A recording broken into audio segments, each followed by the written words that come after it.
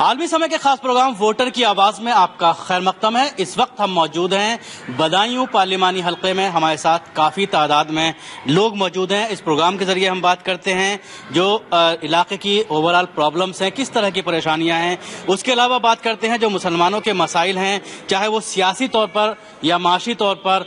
मुसलमान आज़ादी के 65 वर्ष बीत जाने के बावजूद आज भी इतना बैकवर्ड क्यों है? जो हालात आज़ादी के वक्त थे उससे भी बद से बदतर क्यों होते चले जा रहे हैं? जब इलेक्शन आता है वोट का इस्तेमाल किया जाता है, हर पार्टी कोशिश करती है मुसलमानों को रिझाने के लिए और तरह तरह के वादे किए जाते हैं। कोई रिजर्वेशन का वादा करता है, कोई मुसलमानों के अपलिफ्टमेंट का वादा करता है, लेकिन जब नतीजे निकलकर सामने आते हैं और उसके बाद जब काम करने की बात आती है तो कोई भी काम करता हुआ नजर नहीं आता। इन्हीं सारी चीजों पर बात करने के लिए लोग हमारे साथ मौजूद हैं।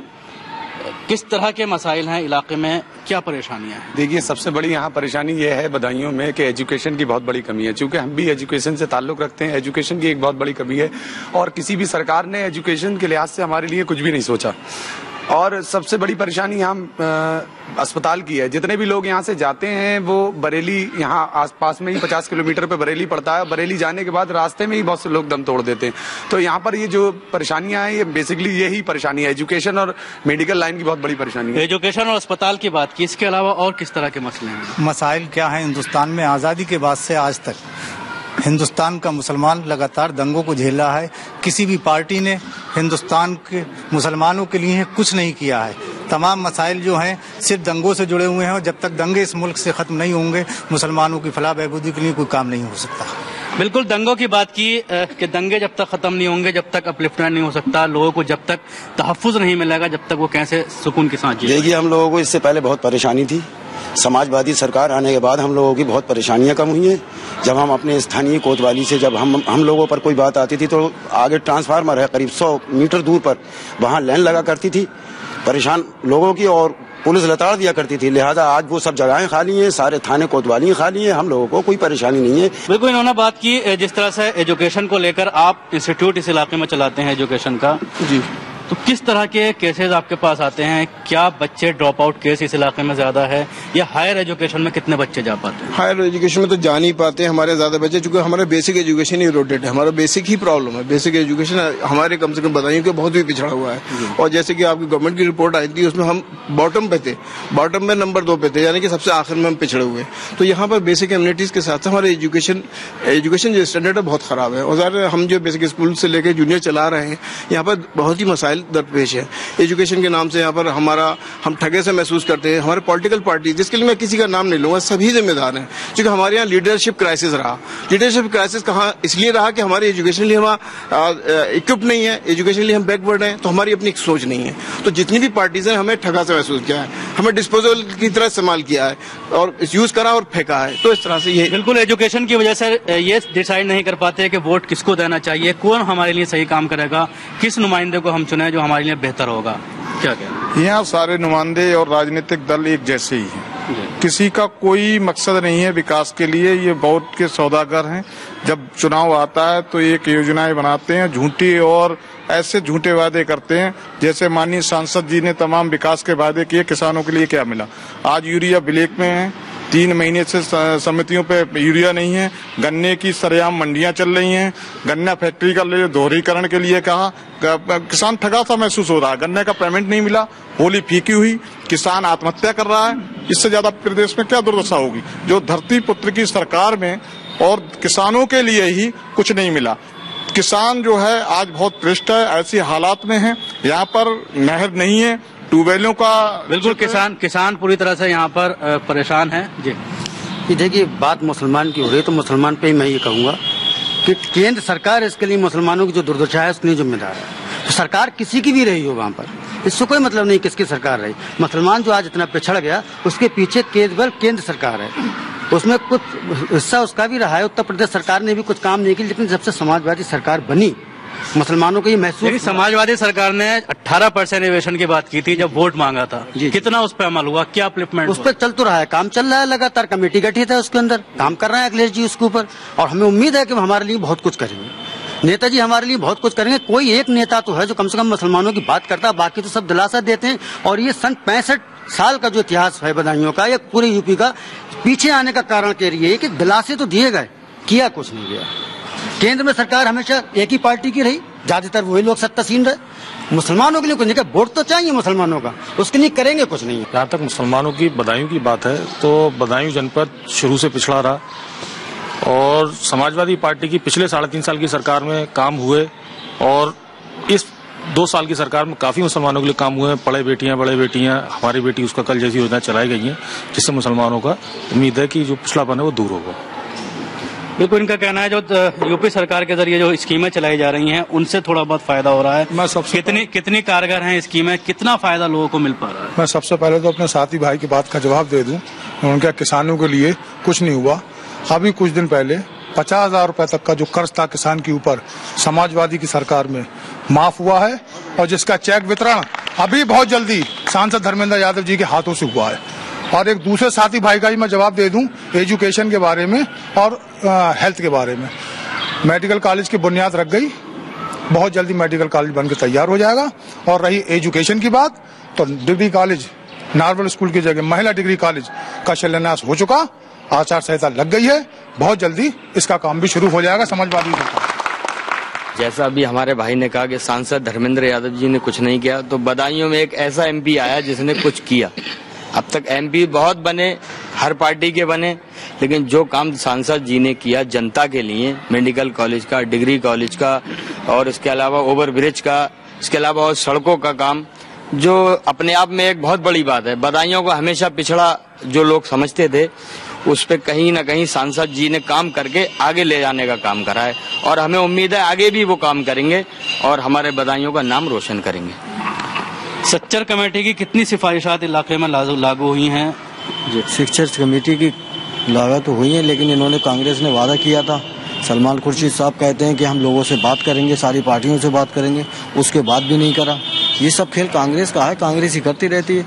अब थोड़ा हमारा 5 साल की सरकार है समाजवादी की, इसमें देखो नेताजी करते हैं और आने वाले टाइम में एजुकेशन, स्वास्थ्य के लिए, उसके लिए सारे काम चल रहे हैं, जाल बिछे हुए हैं। आप केंद्र में, अब इंशाल्लाह ताला हम केंद्र में पहुंचेंगे, समझे, तब आगे जाके होगी। कांग्रेस केंद्र में रही है आजादी से अब तक और हमारा देश, ये हिंदुस्तान विकासशील देश में रहा है। लगभग 22 साल से कांग्रेस सरकार उत्तर प्रदेश में नहीं रही और 22 साल में उत्तर प्रदेश में किस तरह से तराई हो गई है, ये किसी से बात छुपी नहीं है, चाहे वो मीडिया हो या यहाँ की पब्लिक हो। मुसलमान ने कभी भी राजनीति एक विशेष जाति पर नहीं की। जब से उत्तर प्रदेश में जातिवाद छिड़ा, कभी बासापा रही, कभी सापा रही, क्षेत्र उत्तर प्रदेश 100 साल पीछे चला गया। उत्तर प्रदेश में कहीं विकास नहीं हुआ। हाँ, विकास हुआ तो ये हुआ कि दंगे ज्यादा हुए हैं, बलात्कार ज्यादा हुए हैं और जितना भी है यहाँ पर भ्रष्टाचार ज्यादा से ज्यादा देखा जाता है। बिल्कुल, कानून व्यवस्था के ऊपर पूरी तरह से सवाल उठाया है, किस तरह से कानून इंतजाम ठीक नहीं है इलाके में, हिफाजती इंतजाम ठीक नहीं है। और बात की है जातिवाद की कि किस तरह से जात के बुनियाद पर जो है लोग वोट मांगते हैं और उसके बाद एक खास तबके को फायदा पहुंचाने की कोशिश की जाती है। आलमी समय के खास प्रोग्राम वोटर की आवाज में वक्त तो चला है एक ब्रेक का, ब्रेक के बाद भी सिलसिला जारी रहेगा।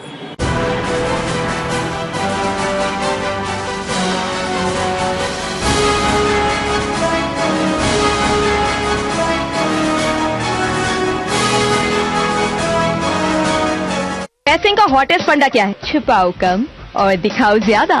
पोस्ट कर जिसने तुमको अब तक बड़ा किया। धंधा करवाओगे मुझसे? कोई माँ बाप अपनी मर्जी से बेटे बेटियों पर जीवन साथी थोपते नहीं है। पूरे परिवार को सच्चाई का दीदार कराता दर्पण है, अब तो संभालो।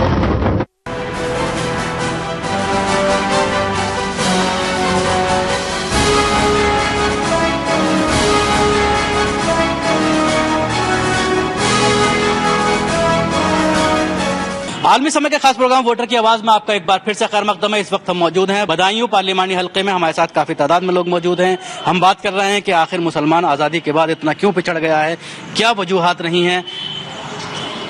वादा किया गया था 18% रिजर्वेशन का, सच्चर कमेटी की सिफारिशात आई, कितनी लागू इस इलाके में हो पाएंगी? देखिए, जहां तक मुस्लिम्स की विकास की बात है तो केवल हमें एक वोट बैंक माना गया है। अभी तक जितनी भी पार्टियां आई हैं उन्होंने वोट बैंक के तौर पे हमें इस्तेमाल किया, रूल किया। उसके बाद इलेक्शन से कुछ टाइम पहले मुस्लिम्स के लिए कुछ लुभावनी घोषणाएं कर दी जाए ताकि वो हमारे पाले में आ जाए। ठीक है, ये सभी सियासी पार्टियों का एक बेसलाइन रही है। बात रही सच्चर कमेटी की, तो जब तक मुस्लिम्स की जो एक तस्वीर है जो बदलना चाहिए, वो सच्चर कमेटी की जो सिफारिशें हैं उनको हूबहू लागू किया जाए, जिसके बारे में केंद्र सरकार के ऊपर काफी दबाव होता रहा है अलग अलग पार्टियों ने। इलेक्शन के टाइम भी वो पिटारा खोला गया, लेकिन वो एक ठंडे बस्ते में डाल दिया गया। अब लड़ाई क्या है कि फला पार्टी ने अपना पीएम घोषित कर दिया, आप क्यों नहीं कर रहे हो? और जितने सारे मुद्दे हैं वो गौड़ हो गए हैं, वो बिल्कुल साइड लाइन हो गए हैं। तो बेसिकली यही है कि हवा का रुख किस तरफ बह रहा है, उन मुद्दों को उठा लो, और जो रियल मुद्दे हैं जिनसे किसी का भला होना है, जो समाज नीचे से उठ के ऊपर आना चाहता है, उसको अगर वो खुद ध्यान नहीं दे रहे हैं तो हमें भी ध्यान देने की कोई जरूरत नहीं है कि बच्चा जब रोएगा तभी उसको माँ दूध पिलाएगी। बिल्कुल बिल्कुल, इनका ये कहना है कि डरा करके, जिस तरह से मोदी का हवा पैदा कर करके कांग्रेस जो है और दूसरी पार्टियां वोट लेने की बात कर रही है, चाहे वो समाजवादी की बात करें, कांग्रेस की बात करें, हर कोई मोदी का हवा दिखा रही है। हर पार्टी मुसलमानों को गुमराह करती है कि जब चुनाव का टाइम आता है तो मुसलमानों को लॉलीपॉप दिया जाता है कि हम ये कर देंगे मुसलमानों के लिए, ये कर देंगे। कोई किसी ने आज तक मुसलमानों को क्यों नहीं कहा, क्योंकि ये बदायूं जिला है, ये बदायूं बहुत पिछड़ा जिला है बदायूं का। यहाँ पर गरीब लोग, ठेले वाले, रिक्शे वाले, कोई ऐसी फैक्ट्री इंडस्ट्री नहीं लगी है जो लोग मुसलमानों को फायदा हो चुके हैं। मुसलमान बहुत परेशान है यहाँ बदायूं का, इस चक्कर में कोई विकास ही नहीं हो पाया यहाँ बदायूं में। बिल्कुल, मुसलमान बहुत परेशान है। जिस तरह से डेवलपमेंट होना चाहिए था, जो काम होने चाहिए थे, वो नहीं हुए। हाँ, उसकी एक वजह ये कि मुसलमानों को सही रिप्रेजेंटेशन भी नहीं मिला। जितनी उनकी पॉपुलेशन है इंडिया में, उस हिसाब से पार्लियामेंट में उतने रिप्रेजेंटेटिव भी नहीं पहुंच पाते हैं। 14% मुसलमान हैं ऑफिशियल सेंसस रिपोर्ट के अकॉर्डिंगली, उसके बावजूद मुश्किल से 50 भी नहीं है, 30 एटलीस्ट 60-70 मुस्लिम जो है कम से कम पार्लियामेंट में पहुंचने चाहिए। तो क्या मुसलमान नुमाइंदे पहुंचने से ही मसाइल हल हो जाएंगे? कितनी बार आवाज उठाया मुस्लिम नुमाइंदों ने पार्लियामेंट के अंदर। हाँ, लेकिन फिर भी उससे कुछ फर्क तो पड़ेगा, क्योंकि मुस्लिम मसाइल को बेहतर समझ सकेंगे कि कम्युनिटी के मसाइल्स क्या हैं, उनका इंटरेक्शन ज्यादा होगा अपनी कम्युनिटी से। बिल्कुल, इनका ये कहना है कि मुस्लिम नुमाइंदे अगर पार्लियामेंट में पहुंचेंगे या विधानसभा में पहुंचेंगे तो कुछ न कुछ रिप्रेजेंटेशन हो पाएगा, कुछ अपनी बात पहुंचा पाएंगे। बिल्कुल सही बात कह रहे हैं कि जब रिप्रेजेंटेटिव अपना होता है तो उस समय जो है अपनी बात उठाने के लिए स्वतंत्र होता है। लेकिन इसके बावजूद भी ये बात और भाइयों ने जो कहा कि उनका सिर्फ इस्तेमाल किया गया है, ये बिल्कुल सही है। लेकिन इस्तेमाल होते तो आप ही हो। आप जरा से मुद्दे पे आप भटक जाते हो, जरा सी धार्मिक भावनाओं की बात हुई आप भटक जाते हो। सही स्थिति आपको भी देखनी पड़ेगी और अपने लिए, अपने भविष्य के लिए, अपने समाज के लिए आपको एक सही फैसला लेना होगा। बिल्कुल, बहुत बड़ी बात की है कि एक लाहे अमल तैयार करना पड़ेगा, एक प्लानिंग करनी पड़ेगी ताकि जो लोग इस्तेमाल करते हैं वोट का, वो वोट का इस्तेमाल न कर पाए और हम लोग अपने मुद्दे से भटक ना पाए। जैसे देखिए, इसके बैकग्राउंड में हमें जाना पड़ेगा। जैसे क्राइसिस क्या है, हमारे यहाँ लीडरशिप का क्राइसिस है। हम जब वोट देने निकलते हैं तो हमें एमएलए एमपी नजर आते हैं। एमएलए एमपी हमारे काम नहीं आते, क्योंकि पार्टी से वो आपके उनका संबंध रहता है, वो पार्टी के प्रेशर में दबे रहते हैं। उनकी तो आपके विप जारी होती है कि तुम्हें इशू पे सपोर्ट करना है नहीं करना है। हमें अपने लीडर पैदा करने पड़ेंगे। जब हमारे अपने लीडर पैदा होंगे, हमारे प्रेशर में रहेंगे, हमारी बात करेंगे। दरअसल हमारा क्राइसिस है लीडरशिप है। मुसलमानों में 66 साल में अपना कोई लीडर पैदा नहीं किया। भाई, किसी भी दूसरे पार्टी के अपने लीडर पैदा करो, तभी हमारी आवाज सुनी जाएगी, तभी हम इस काबिल होंगे जो कुछ करवा पाए। जी देखिए, ऐसा है कि वो पार्टी लाइन पर काम करते हैं, लेकिन उन्हें जनता की कोई फिक्र नहीं होती है। जनता का लिए, बेहतरी के लिए कभी नहीं सोचते हैं। वो सिर्फ अपने मफाद और अपने फायदे की बात करते हैं और अपने फायदे के लिए सोचते हैं। हमारा जहां मुस्लिम समाज की बात है, हमारा बदायूं मुस्लिम जो है, यहाँ का मुस्लिम बहुत पिछड़ा है। ये कहते हैं हमने मेडिकल बनाया, हमने ये सब बना दिया। ये बताइए, मेडिकल से मरीजों को फायदा पहुंचेगा, लेकिन मुसलमान चाहता है कि डॉक्टर की हैसियत से मेडिकल में पहुंचे। हमें शिक्षा की जरूरत है, हमें इस चीज की जरूरत है कि हम एक डॉक्टर की हैसियत से पहुंचे वहां जो है, और हम उसका जो है हम इस तरह से जो हम बहुत पिछड़ चुके हैं। अब हमें रोना आता है अपने ऊपर कि हमें जो है वोट के लिए हमें इस्तेमाल किया जा रहा है, और हमेशा से हमें वोट के लिए हम 65 साल से इस चीज को देख रहे हैं कि हमें वोट के लिए इस्तेमाल किया जाता है और हमारे मुस्तकबिल के बारे में कोई भी नेता सुनने को तैयार नहीं है, हमारी बात को सुनने से। ये सिर्फ 17 तारीख तक के लिए है और 17 के बाद में ये कोई नजर आने वाला नहीं है। हम वहां के वहीं रह जाएंगे, जहां पर थे हम वहीं खड़े रह जाएंगे। हमें अफसोस इस बात का है, हमें फिक्र है इस बात की, हमारे बारे में सोचा जाए, हमारे बारे में कुछ किया जाए, हमारे मुस्लिम समाज के लिए कुछ। जी बिल्कुल। ख्वातीन है पढ़ी लिखी, उनका भी कुछ नहीं है, जो भी गवर्नमेंट आती है लुभाती है सिर्फ। और अभी भी समाजवादी ने भी यही कहा लगाया जाएगा, उसमें टीटी का मसला रख लिया उन्होंने, टीटी भी हो गई, उसके बाद भी नहीं लगाया जाए। और भी बहुत सी हैं ख्वातीन तो मतलब एजुकेटेड हैं लेकिन उनको वो मकाम नहीं मिल पा रहा है जो उन्हें मिलना चाहिए। तो इसके लिए जो है सरकार को करना चाहिए, हम उसी को वोट देंगे जो रोजी देगा। जी बिल्कुल, इन्होंने बात कही कि ख्वातीन को जो वाजिब हक मिलना चाहिए, नौकरियां मिलनी चाहिए और जो हुकूक मिलने चाहिए वो उनको नहीं मिल पा रहे हैं। और सर सारी योजनाएं जो भी लगाई जाती हैं अंडर 35 की लगाई जाती हैं। 35 के बाद क्या जीते नहीं हैं? बेरोजगारी भत्ता है वो भी अंडर 35 है, या अभी स्वास्थ्य योजना था, हर चीज जो भी योजनाएं हैं सिर्फ 35 तक की है कि इसके बाद कोई किसी को हक नहीं है। बिल्कुल, उन्होंने एज लिमिट के ऊपर सवाल उठाया है कि 35 तक ही जो है स्कीम्स का जो है लोगों को फायदा मिल पाता है और उसके बाद लोग जो है जो खुसूसी रियायतें दी जाती हैं हुकूमतों की तरफ से वो उनको नहीं मिल पाती। आलमी सामने का खास प्रोग्राम वोटर की आवाज़ में वक्त हो चला है एक ब्रेक का। ब्रेक के बाद भी ये सिलसिला जारी रहेगा।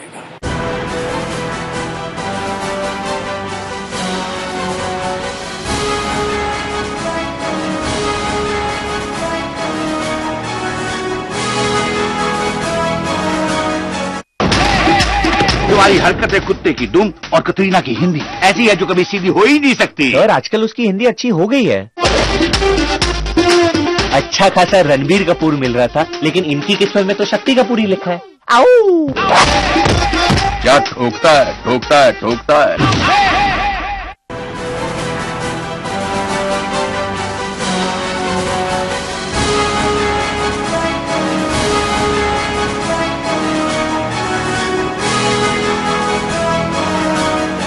आलमी समय के खास प्रोग्राम वोटर की आवाज में आपका एक बार फिर से खैर मकदम है। इस वक्त हम मौजूद हैं बदायूं में, हमारे साथ काफी तादाद में लोग मौजूद हैं। हम बात कर रहे हैं कि आज़ादी के 65 वर्ष बीत जाने के बावजूद आज मुसलमान क्यों पिछड़ा हुआ है, क्यों मुसलमान अहम किरदार में नहीं आ पा रहा है, क्यों आज़ादी के बाद और बद से बदतर हालात होती चली आ रही है। सच्चर कमेटी की सिफारिशात आई, सच्चर कमेटी ने अपनी रिपोर्ट में ये बताया कि मुसलमान दलित से भी पिछड़ा हुआ है, एजुकेशनली तौर पर भी और समाजी तौर पर भी और सियासी तौर पर भी, और उसके लिए कई सिफारिशात की गई सच्चर कमेटी के जरिए कि इनको लागू किया जाए। सच्चर कमेटी की रिपोर्ट को आए हुए 6 साल से ज्यादा हो गए लेकिन उन पर इम्प्लीमेंटेशन नहीं हो पाया। हालांकि के रहमान खान का यह दावा है कि 72 सिफारिशात में से 68 सिफारिशात को लागू कर दिया गया है। लेकिन जब हम ग्राउंड पर जाते हैं, जो मुस्लिम इलाके हैं जहां पर लागू होना चाहिए था, कहीं पर भी कोई सिफारिश लागू होती हुई नजर नहीं आती। इस डिस्ट्रिक्ट में कोई सिफारिश लागू होती हुई नजर आती है। सबसे बड़ी बात यह है, जो मेन हमारा मुद्दा है वो ये है कि हमें रिजर्वेशन नहीं मिलता। आज हमें कोई गिफ्ट नहीं चाहिए, कोई भीख नहीं चाहिए कि लड़की पास हो गई तो इतने पैसे दे दिए या स्टूडेंट पास हो गया तो हमने इतने पैसे दे दिए। हमें रिजर्वेशन चाहिए, हमें हक चाहिए। 7% लोग जो हैं, 8% लोग जो हैं, 10% लोग जो हैं उन्हें रिजर्वेशन मिलता है और हम 25 से ज्यादा यानी 30% मुसलमान हैं हिंदुस्तान में, हमारा कोई रिजर्वेशन नहीं है। उस रिजर्वेशन की बात की जाए। हम जब बढ़ेंगे आगे, जब हमारे कौम में से कोई जाकर डिस्ट्रिक्ट मजिस्ट्रेट बनेगा, जब कोई डॉक्टर बनेगा, जब कोई इंजीनियर बनेगा, जैसे मैं डॉक्टर साहब की बात से बिल्कुल इत्तेफाक करता हूं कि मेडिकल कॉलेज से ज्यादा जरूरी यह है कि हमारी कौम में से लोग डॉक्टर बन के जाए, हमारी कौम में से लोग टीचर बन के जाए, हमारी कौम में से लोग डीएम बन के जाए, हमारी कौम में से लोग पीसीएस बन के जाए, तो हमारी कौम तरक्की करेगी। ऐसे हमारी कौम तरक्की नहीं करेगी। तो हमारा मेन मुद्दा जो है हमारा रिजर्वेशन है और हमारे रिजर्वेशन को सबसे पहले लागू करना चाहिए। देखिए, जब से हिंदुस्तान आजाद हुआ सबसे ज्यादा वक्त हुकूमत कांग्रेस पार्टी ने की। इसकी सबसे बड़ी जिम्मेदार कांग्रेस पार्टी है। अभी भी आखिरी वक्त में सच्चर कमेटी की सिफारिश को लागू अगर कर देते तो मुसलमानों को रिजर्वेशन मिल जाता, ना कि जाटों को रिजर्वेशन तो कर दिया और मुसलमानों के बारे में कुछ नहीं सोचा। सबसे बड़ी दुश्मन कांग्रेस पार्टी है मुसलमान। बिल्कुल, जाट को रिजर्वेशन दे दिया लेकिन मुस्लिम को रिजर्वेशन का वादा किया गया, पिछली बार भी मैनिफेस्टो में रखा था, लेकिन उस पर जब अमल की बात होती है तो कहते हैं कि कानून में बदलाव करना पड़ेगा। देखिए, अब हमें पूरे हिंदुस्तान के मुसलमान को एकजुट होना पड़ेगा। इसके लिए अगर हमें हिंदुस्तान की सरकार से कुछ लेना है तो हम फिरकों में और क्षेत्रीय पार्टियों में ना बटके हम सेंटर में अपनी मांग करें। पूरे हिंदुस्तान का मुसलमान एक हो गए। जो 6 राज्य के जाट इकट्ठे हो सकते हैं तो हिंदुस्तान का मुसलमान जाम मस्जिद दिल्ली जाके नहीं इकट्ठा हो सकता। तो हम लोग, हमारी ये मांग है हिंदुस्तान के मुसलमानों से कि वो सब एकजुट हों, एक मंच पर आए और सरकार से ये कहें कि हम अब उसको वोट देंगे जो हमारी मांगों को पूरा करेगा। बिल्कुल, अब वक्त आ गया है कि मुसलमान अब एकजुट हों और अपना एक मैनिफेस्टो तैयार करें और जो पार्टी उस मैनिफेस्टो पर अमल करने का वादा करती है उसको वोट दें। बिल्कुल जायज बात है बबलू की, और आगे भी ऐसा होना चाहिए। पिछली बार भी जब ये इसका मुद्दा उठा था तो हमारे कुछ नेता बैठे हुए हैं कांग्रेस में। एक सलमान खुर्शीद साहब है, उन्होंने कहा था कि हम इससे बात करेंगे, उस पार्टी से बात करेंगे। अब आप बहुमत में बैठे हैं तो आपको किससे बात करनी है? आपको तो तुरंत लागू करवा देना चाहिए था। आप कैसे मुसलमान हो? ऐसी लोगों ने तो पीछे कर दिया मुसलमान को। देखिए, किसी एक जात पात बिरादरी पर या धर्म मजहब पर कांग्रेस ने कभी राजनीति नहीं की। मैं कांग्रेसी हूँ, इसलिए मुझे ये बात कहना पड़ रही है। अगर आज़ादी मिली, सब लोग एक थे, हिंदू मुसलमान सारे लोग एक थे, देश को आज़ाद कराया गया। उसके बाद आवाज उठी, पाकिस्तान बना, तो क्या बात थी कि आप लोग सब एक नहीं थे? मुझे बताइए, आप लोग सब एक हो जाते, एक तरफा कर देते, क्यों नहीं हुआ?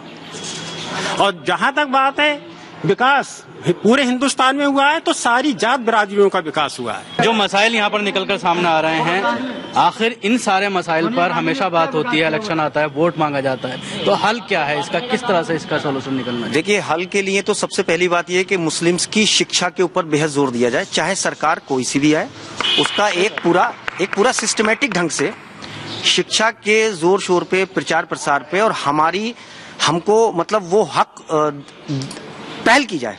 पहल तो हो चुकी है, अब मुसलमान जाग भी रहा है और अपने बच्चों को तालीम के लिए वो खुद तंगी में रह करके उसको दिलाने की पूरी भरपूर कोशिश कर रहा है और नए इदारे भी खुल रहे हैं। तो सरकार का सहयोग के बिना हमें साथ लेकर चलने में, जब तक वो हमें साथ लेकर नहीं चलेंगे और हमारी जो भी बिल्कुल वाजिब चीजें हैं, बुनियादी चीजें हैं, उनको दूर करने का प्रयास नहीं किया जाएगा, हम मुख्य धारा से कटे हुए महसूस करेंगे अपने आप को। तो सबसे पहले ये कि एक तो हम पे जो एक थोड़ा सा एक लेवल है, एक शक और शुबा का, जो वो सारी चीजें दूर करनी, आपसी विश्वास के साथ वो सी चीजें बहाल करने की जरूरत है। दूसरा ये कि मुसलमान किसी भी कौम, किसी भी जात कंधे से कंधा मिलाकर राष्ट्र के विकास में अपने आप को भागीदार बनाने के लिए बिल्कुल तैयार खड़ा है।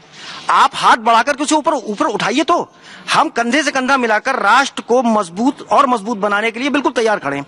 किसी भी आप शोबे में चले जाइए, वहां मुसलमानों का एक ऐसा नायाब हीरा आपको जरूर चमकता हुआ मिलेगा जिसपे हमें फक्र होता है। वो सिर्फ एक थोड़ी सी तराशने के ऊपर है। तो ये जो बुनियादी चीजें हैं, उनके लिए थोड़ा सा गवर्नमेंट के प्रयास हो, चाहे वो स्टेट लेवल की हो, चाहे वो केंद्र लेवल। बिल्कुल, मैन स्ट्रीम में लाने के लिए पॉलिश की जरूरत है, थोड़ा सा अपलिफ्टमेंट की जरूरत है, और उसके बाद मुसलमान अगर मैन स्ट्रीम में आ गया तो मुल्क तरक्की करेगा और देश तरक्की। अल्हम्दुलिल्लाह, अल्लाह का शुक्र है, आज हम मुसलमान हिंदुस्तान में इस पायदान पे खड़े हैं कि चाहे कोई भी पार्टी रहने दो, कांग्रेस रहने दो, भाजपा रहने दो, समाजवादी रहने दो, और बहुजन समाज पार्टी रहने दो, आम पार्टी रहने दो, सारी पार्टियां अच्छी तरह जान रही हैं कि बगैर मुसलमान के हमारी कामयाबी नहीं है। अब हम लोगों को इस बात की जरूरत है कि हमारे दीनदार लोग आगे आएं और जो है ना इसकी जो है ना मतलब आगे बढ़ के मतलब सत्ता में आएं और आके जो है ना हम लोग की नुमाइंदगी करें, ताकि जो है ना ये जो गंदगी है इसको जो है ना साफ कर सकें। अभी तक सारे गंदे लोग सारी पार्टियों का आगे इसमें जो है ना भ्रष्टाचार और जितना भी जो है ना गंदगी कर सकते हैं उन्होंने जो है ना पूरा भ्रष्ट कर दिया है। कोई भी आदमी अपना दिमाग आज संतुलन नहीं है कि हम इस पार्टी को वोट दें। सारे के सारे लोगों के दिमाग, चाहे किसी से भी ईमानदारी से पूछ लो, हर आदमी ये कहेगा कि हमारी समझ में नहीं आ रहा है हम किसको वोट दें। क्यों? कि यहाँ गंदगी इतनी ज्यादा फैल चुकी है जिसका कोई जो है ना हिसाब आज देने के लिए तैयार नहीं है। बिल्कुल, वोटर पूरी तरह से कंफ्यूज है जी। सॉरी अंकल, लेकिन मैं आपकी बात से बिल्कुल जरा भी एग्री नहीं हूँ, क्योंकि हमारी कोई वैल्यू नहीं है। We are just vote bank. चुनाव होते हैं, हम वोट बैंक की तरह यूज किए जाते हैं और फेंक दिए जाते हैं। मैं अपनी बात कर रही हूँ, ये मेरी आप बीती मैं आपको बता रही हूँ कि एक मुसलमान बच्ची अपने घर के तमाम हालातों के बावजूद अपनी एजुकेशन पूरी करती है, अपना इल्म हासिल करती है, उसके बाद अगर वो किसी अच्छी इंस्टीट्यूशन में जाना चाहती है और वो चाहती है कि उसे वहाँ अच्छा जॉब मिले, तो उसे सिर्फ इस बात पर नकार दिया जाता है, उसे रिजेक्ट कर दिया जाता है कि आप बुर्का पहने। कहाँ है हम? मैं अपनी बात बता रही हूँ, उसे सिर्फ इसलिए रिजेक्ट कर जाता है कि आप बुर्का पहने, हम अपनी इंस्टीट्यूशन में आपको जॉब नहीं दे सकते। क्या है हम? क्या औकात है हमारी? बताइए आप मुझे। हिंदू मुस्लिम सिख ईसाई सब आपस में भाई भाई, ये नारा कब से सुनते आ रहे हैं आप, दादा परदादा से लेकर, लेकिन ये फैक्ट रियल कब होगा? रियलिटी में कब सोचेंगे हम इसको? रियल कब होगा? ये बताइए मुझे, इसका जवाब दीजिए। बदायूं में कोई भी कहीं भी कुछ विकास नहीं हुआ है। बदायूं कोल्ड स्टोर में रखा हुआ एक आलू है जो 2 साल बाद निकालो तब भी वही होगा और 5 साल बाद निकालो तब भी वही होगा। बिल्कुल, बच्ची ने बहुत अच्छी बात कही है। बात सही है कि आज के जमाने में जितने भी पार्टी वाले हैं वो कोई भी ऐसा विकास नहीं कर रहे हैं और ना ही कोई ऐसा काम कर रहे हैं जो देश के लिए करें या देशवासियों के लिए करें। इसलिए यही है कि हम लोग केवल ऐसा करें कि पहली बार आम आदमी पार्टी सामने आई है, जो कि सभी हिंदू मुस्लिम सिख ईसाई सभी को लेके चल रहे हैं। यूनाइटेड होके जो है हम लोग उस व्यक्ति को चुने कि जो हमारे बारे में सोचे। सीधी सीधी बात है, हमारे मसले मसाइल जो हैं वो जब तक हल नहीं होंगे तब तक हम किसी के साथ अभी हम ये डिसाइड नहीं कर पा रहे हैं कि अगर हमें जाना कहाँ है। हमारा मसला ये है कि जो हमारे दीनी मसाइल हैं और दुनियावी जो मसाइल हैं, हमारा शिक्षा का मामला है, शिक्षा के लिए जितने इंस्टीट्यूट ये खोल लेते हैं वो सब बिजनेस पर्पज से है। बिजनेस, अब ये गरीब जो बच्चे हैं वो आखिर कहाँ जाएं? इतनी महंगाई है शिक्षा में कर रखी है कि ये गरीब बच्चे कहाँ जाएं, ये एक अहम मसला है। बिल्कुल, एजुकेशन में जिस तरह से फीसेस जो है वो काफी हाई हो गई हैं और लोग अपने बच्चों को आगे पढ़ाना चाहते हैं लेकिन नहीं पढ़ा पाते और मजबूरन उनको नौकरियों पर या किसी और काम पर लगाना पड़ता है और उसके बाद वो बच्चा तालीम हासिल नहीं कर पाता, जिसकी वजह से कौम जो है तरक्की नहीं कर पा रही है। आलमी समय के खास प्रोग्राम वोटर की आवाज में आज बस इतना ही। खुदा हाफिज।